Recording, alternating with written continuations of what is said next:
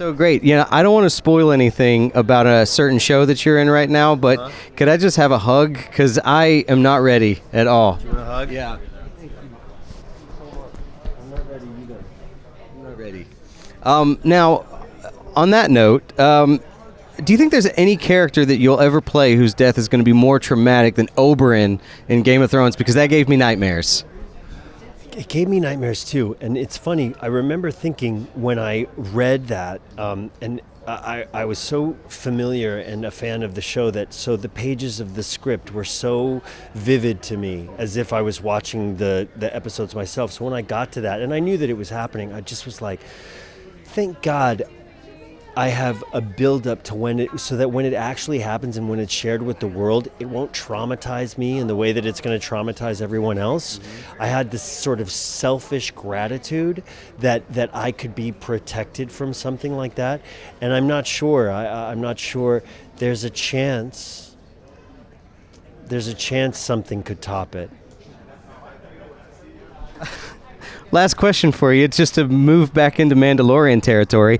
Din Djarin and Reed Richards are both physical characters, but they're completely different in that physical way. So, whose physicality challenged you more? That's such a great question. With Din Djarin, I had there's so much physical authorship that is a collective effort.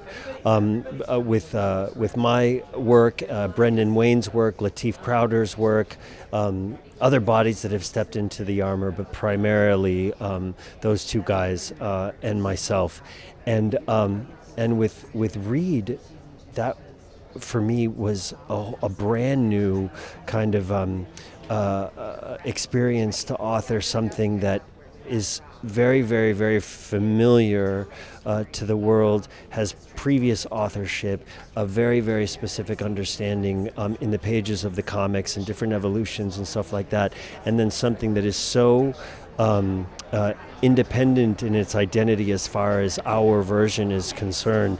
And he's, to me, his body may stretch, but this is a brain character, and it's really his mind that was the most important to me. And so at the same time, I don't know. I thought, I guess I'll just give it completely away. I thought of the brilliance of an octopus. Wow. And I just sort of kept it not in any literal physical translative way, but in a kind of put it into my subconscious. Yeah. That's the biggest character secret reveal that I've given to you. I'm going to go out on a limb and say that your character in this is a badass pilot, right? Yes. She's very experienced. Yeah. I had a feeling. Yeah. She came up during the rebellion, and so she knows her way around space and, politically knows who she's fighting for. Now, with all of your legendary work in sci-fi, does joining Star Wars in any way sort of feel like a full circle moment for you?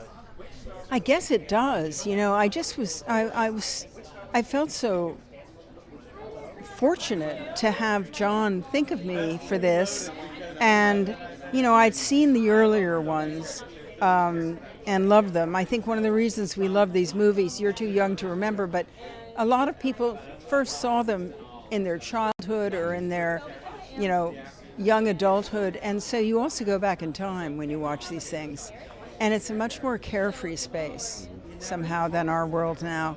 So it was a great thrill to think I would be able to travel back to this world as a professional, to inhabit it and to be surrounded by aliens in a bar and, really bad guys, and really good guys.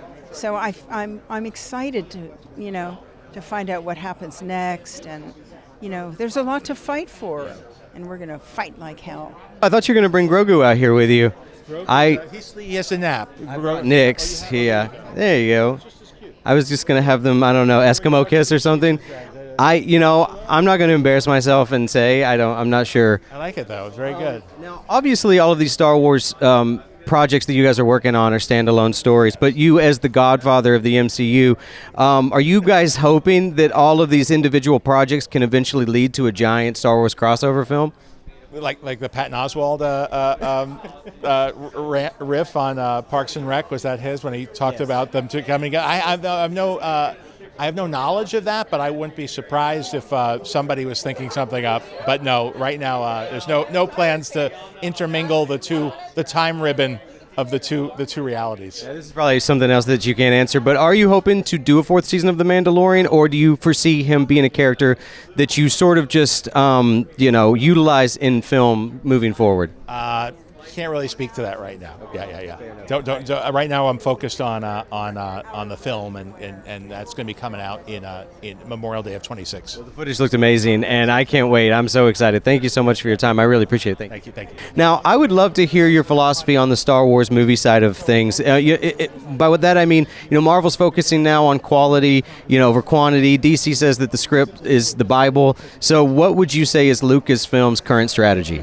Well, I think it's a combination of, great stories and great storytellers. Personally, I think that we want to have people that are exciting that come in like Sean Levy that have a great idea and that we can develop it together and find a way to get it to what he likes, but also fit in with all of the stories that we've told. We have, a big galaxy that's been existing since George brought it in 77 and many connections. We have an expanded universe. We have many types of stories, and I try to look at them all and help the creatives kind of bind it all together somehow in the force. So, yeah, but for me, it's all about story and talent, and who are the people leading these, and how do we at Lucasfilm help each creative be a bit unique. We find ways to connect them, but I want all of their films and their stories to be unique because they're special storytellers in their own right. So that's our balancing act. Now, can I also just say that I think Starfighter is a badass name? Oh, cool. That was yeah. the coolest. I loved it. Thank you. I'll tell the guys. Okay.